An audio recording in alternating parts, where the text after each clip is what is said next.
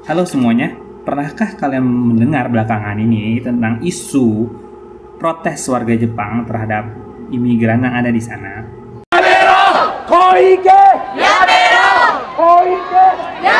Jika kalian belum melihatnya, kalian bisa melihat video YouTube-nya Bang Koyo Cabe karena saya sendiri juga mendapatkan banyak informasi dari beliau gitu. Karena di sini juga saya tidak akan menjelaskan secara mendalam bagaimana kasus itu terjadi gitu. Saya akan memberikan tanggapan terkait kasus ini dengan dasar-dasar kosmopolitanisme. Jadi make sure to check it out, videonya beliau sangat bagus. Ya. Oke, mungkin kita mulai ya. Halo semua, perkenalkan nama saya Ali Akbar Al-Falak. Nama saya adalah seorang mahasiswa hubungan internasional UIN Syarif Hidayatullah Jakarta. Pertama-tama di sini saya akan membahas dulu secara singkat apa sih yang terjadi di Jepang. Oke, Jepang belakangan ini mengalami yang namanya overtourism. Dan kedua, dia juga belakangan ini menjalin kerjasama dengan India, menjalin kerjasama imigran dengan India, Bangladesh, dan kemudian negara-negara Afrika. Kenapa Jepang melakukan hal ini? Karena Jepang membutuhkan tenaga kerja terampil untuk bekerja di negaranya gitu, karena dia kekurangan sumber daya manusia. Oke, nah kemudian akhirnya karena dua hal ini Jepang dibanjiri oleh warga negara asing. Dan hal ini tentu membawa pro kontra di kalangan masyarakat Jepang gitu. Dan kita kali ini akan membahas yang kontranya. Di sini saya setidaknya mendapatkan ada 3 alasan gitu. Ada 3 alasan kenapa masyarakat ini protes terhadap banyaknya orang warga negara asing di negaranya. Oke, ini yang pertama ya. Ini adalah alasan yang kita bisa temukan di mana-mana gitu.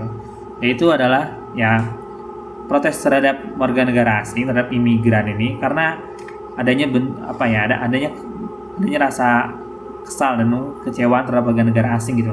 Karena terbukti dari beberapa aksi mereka gitu yang melakukan hal-hal yang tidak etis, melanggar kode etik masyarakat Jepang gitu. Sí, ¿qué ha pasado? Nada, no pasa nada, no pasa nada. Tampoco ha pasado nada, coño. Mucho sí, sí, sí. うるさいって言ってんだろお前 but it's okay. Che, oye, che. Date quieto ya, adiós. Habla un poco, tío. Sepertinya kita contoh aja dari warga negara kita yang ada di sana ya. Ada beberapa warga negara kita yang joget-joget, joget-joget di Shinkansen gitu. Tentu ini sangat mengganggu kenyamanan mereka karena ya budaya mereka itu ketika di Shinkansen adalah menjaga ketenangan gitu, tidak berbuat kegaduhan gitu. Jadi ya, dan itu hanya contoh lain, masih banyak contoh-contoh lainnya dari negara-negara lain juga, dari migran-migran lain juga. Nah, untuk terkait hal ini, saya juga setuju gitu, karena kosmopolitanisme itu juga menyarankan dan juga mendorong gitu untuk kita saling menghargai budaya satu sama lain, gitu, untuk saling memahami budaya satu sama lain gitu.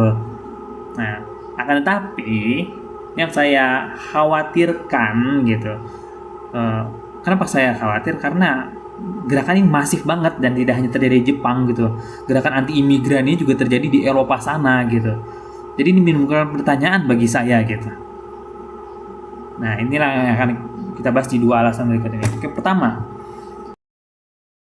jangan-jangan gitu banyaknya gerakan anti imigran ini itu didasarkan karena rasa xenofobik yang ada dalam sanubari masyarakat. Apa itu xenofobik? Xenofobik adalah sebuah rasa ketidaksukaan dan kemudian prasangka-prasangka tertentu terhadap kaum atau ras tertentu gitu. Kita langsung saja gambarkan biar singkat. Mungkin protes ini dilakukan karena ya warga negara merasa tidak nyaman, tidak aman. Kenapa? Karena bayangkan saja di negara Jepang yang sebelumnya tetangga-tetangganya gitu, tetangga-tetangga mereka merupakan orang yang berkulit sawo matang, kemudian tubuhnya relatif kecil dan pendek gitu, kemudian didatangi oleh kaum hitam yang tinggi besar gitu. Nah, kemudian ya mungkin masyarakat ini memiliki suatu prasangka gitu, bahwasanya ya kulit hitam ini seringkali dikaitkan dengan kriminalitas, dengan kekerasan, sehingga itulah yang membuat mereka masih tidak nyaman berada di lingkungan itu gitu. Tentu ini ironis ya, karena pertama ini rasis, dan kedua itu ya jika kita mempunyai rasa seperti ini, kita tidak akan bisa hidup berdampingan gitu. Sedangkan ide kosmopolitanisme adalah ide yang menyarankan kita untuk hidup dalam satu komunitas tunggal gitu. Kita seharusnya hidup berdampingan dengan orang lain gitu, karena dia itu manusia gitu. Jadi kita tidak melihat manusia itu dari sukunya, rasnya, bangsanya, orang tuanya, agamanya gitu, atau afiliasi lainnya, tapi kita just melihat dia sebagai manusia gitu. Itu yang pertama. Dan alasan kedua yang saya khawatirkan adalah jangan-jangan protes ini dilakukan karena mereka takut budayanya akan terkontaminasi oleh budaya lain. Ini saya tidak setuju ya. Saya mengambil dari pendapat Appiah. Appiah menyebutkan bahwasannya sudah tidak ada yang namanya kontaminasi budaya. Kenapa? Karena budaya itu sendiri sejak awal memang sudah terkontaminasi gitu, merupakan campuran dari budaya-budaya lain gitu. Karena kita dulu tahu ada imperialisme, penjajahan dan segala bentuknya, ada perdagangan gitu. Nah, tapi oke lah kita anggap kita takut gitu budaya kita akan terhancur karena mungkin kita mempunyai satu nilai yang di kaum lain atau di bangsa lain itu bertentangan dengan nilai kita. Nah, untuk solusi untuk hal ini adalah dialektika gitu. Kita berbincang dengan mereka.